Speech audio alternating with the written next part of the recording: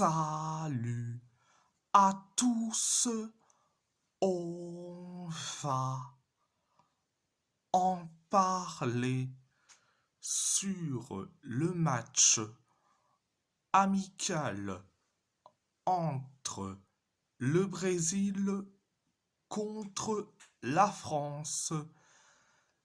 La France a gagné face au Brésil 2-1, un but de Bremer pour le Brésil, un but de Kylian Mbappé, un but de Hugo Ekitike et un carton rouge de Dayo Upamecano pour les Bleus.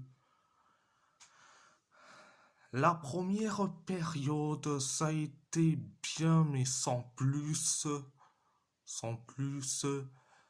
Le Brésil, s'est créé que trois occasions. On s'est créé que trois occasions. Et après, quelques minutes plus tard,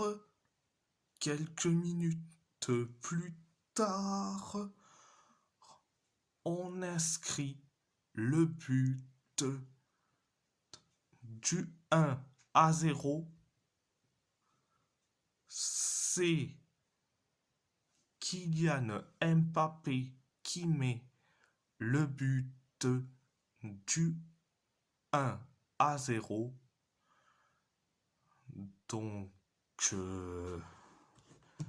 Donc, c'était la première période. La deuxième période, ça a été limité. Le Brésil s'est créé qu'une seule occasion, et après, carton rouge pour Dayo Upamecano après sa faute sur Wesley. Donc, on se trouve à 10 contre 11.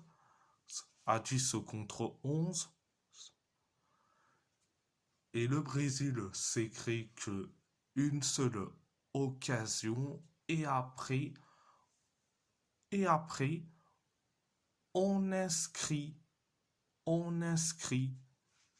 le but du 2-0. C'est Hugo Ekitike qui met le but du 2-0. Après le 2-0, on s'est créé qu'une seule occasion et après quelques minutes plus tard, on encaisse le but du 2-1. C'est Bremer qui met le but du 2-1. Après le 2-1, les Brésiliens se sont créés trois occasions de plus. Donc, voilà, c'était la deuxième période. Alors,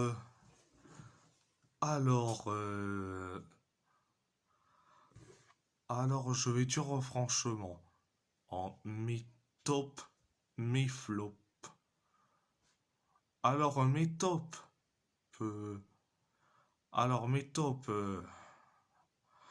Alors, je vais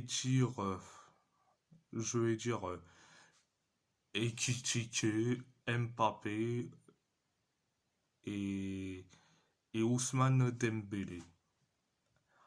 mes flops, la défense, la défense, et, euh, et Michael Olise.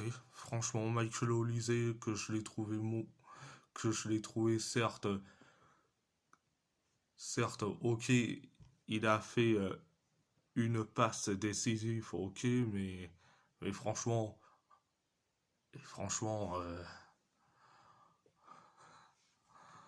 il a été certes catastrophique, au même titre que la défense et surtout Upamecano. Et oui, Upamecano, oh, euh, franchement, je le mets dans mes flops Upamecano en raison de la faute sur Wesley. Franchement, Upamecano, t'as pas besoin de faire cette faute très stupide. En plus, on a besoin, on a besoin de Wesley pour les matchs à venir avec la Roma. La Roma. Donc, euh, donc, euh, donc, t'avais pas besoin de faire une faute aussi bête comme pas possible sur Wesley. Donc, euh, bref. Bon, le Brésil. Le Brésil. Le Brésil, c'est comme le Chili. Du style, une équipe complètement merdique, mais avec un effectif nullissime.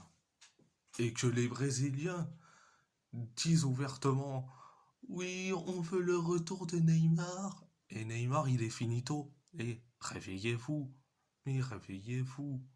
Les supporters brésiliens, réveillez-vous. Neymar, il est finito. Et vous voulez un retour de ce gars-là, franchement, réveillez-vous. Franchement.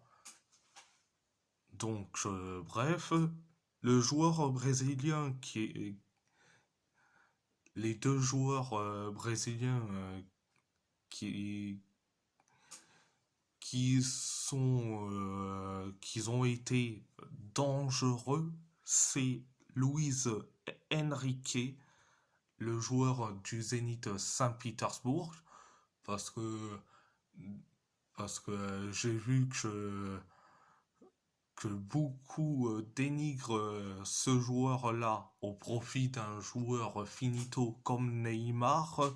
Franchement, c'est horrible. Et là, c'est le joueur du Zénith Saint-Pétersbourg, Luis Enrique, qui te fait une passe décisive pour Bremer. Bon, bref, bon, je suis certes très content de l'entrée de Gabriel Sara.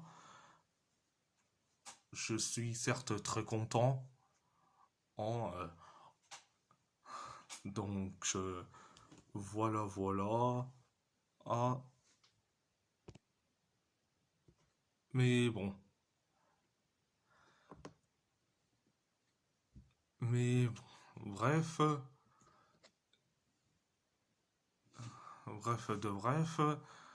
je comprends pas pourquoi Ancelotti favorise autant Vinicius Junior. Il a été nul à chier, au même titre que Rafinha, mais à la seule différence, c'est que Rafinha, il a été sorti, contrairement à Vinicius Junior, le joueur détestable.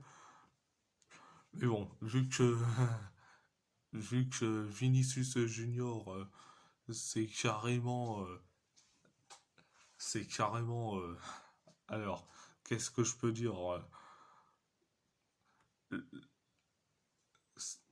C'est comme si c'était l'ami confidentiel de Carlo Ancelotti. Il va pas le faire sortir. Mais heureusement que Deschamps, il a porté ses couilles. il a sorti Kylian Mbappé, Hugo Ekitike, même Olise que je l'ai trouvé catastrophique, que catastrophique. Voilà, c'est clair, c'est net et c'est précis. Et en plus, et en plus, l'entrée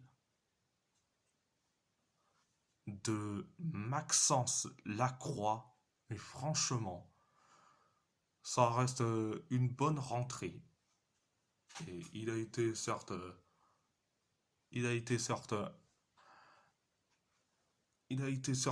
oui, impactant, mais sans plus. Mais après, c'est son tout premier match, donc tranquille avec Maxence Lacroix. Donc, bref de bref. Et si, et si la vidéo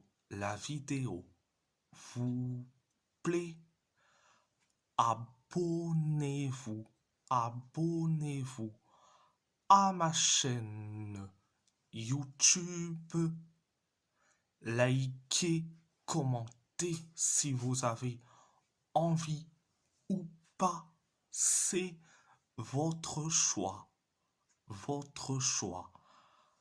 À part ça, à part ça, je vous laisse, je vous laisse et merci beaucoup